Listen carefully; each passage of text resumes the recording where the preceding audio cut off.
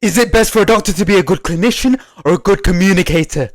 Definitely clinician. What on God's green earth are you on about? Communicator. He's my doctor, not my marriage counsellor. If I end up falling from the stairs and breaking my hip, I don't need a doctor to communicate to me just how internally disjointed my hip is. I need him to be a sufficiently competent clinician so that he can A. diagnose my problems effectively, B. perform procedures competently, and C. so that he can produce a management plan so that I can go back to my day-to-day life smoothly. Communicator. What in order to maximise patient health and care and deliver the utmost highest quality of medical practice, a doctor will definitely require to be a good clinician. However, a vessel that will enable them to be a good clinician is being a good communicator. Let me explain.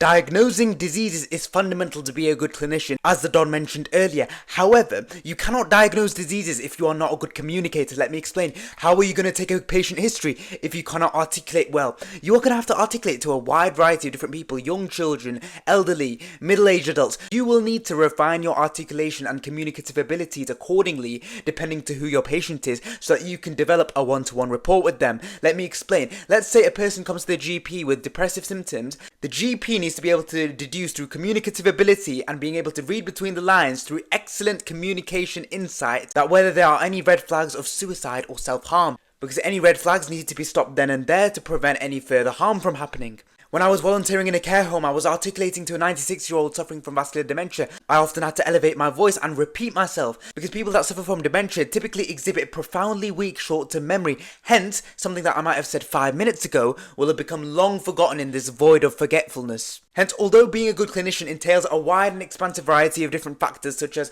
being able to diagnose effectively, being able to perform procedures at a high standard, and to be able to produce management plans so that the person can return to life smoothly, being an excellent communicator is fundamental to ensure you can take a good patient history, to ensure you can break bad news if you ever need to, and also to ensure you can develop a rapport with the patient.